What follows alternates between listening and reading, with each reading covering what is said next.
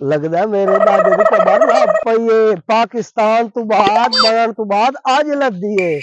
नाप करे ना अल्लाह करे सी इयो होसी मेरा दादा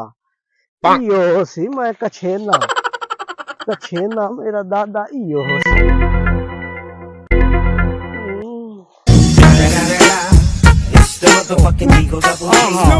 पूरा पूरा पूरा ही आधा फुट पूरा ही ये साइंस दी समझ आई हुन मैनू दादा लप आई हाँ 72 फुट दा मेरा दादा हाई मेरा हुन पूरी हुन मैनू समझ आई है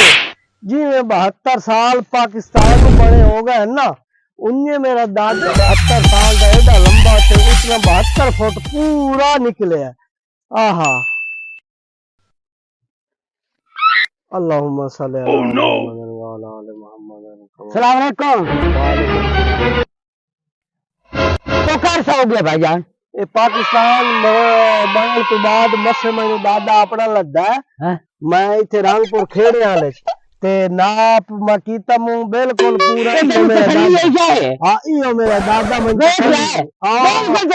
भाईजान मेरा दादा फौत होए मैं इंडिया चु आया तो मैंने मसे दादा लद्दा है इयो है पिया इयो दादा रामपुर खेड़े वाले च लद्दा है रामपुर खेड़े लग गए तसल्ली की चीज जरा भाई इयो इयो ए मेरा भाईजान है तो दो है पिया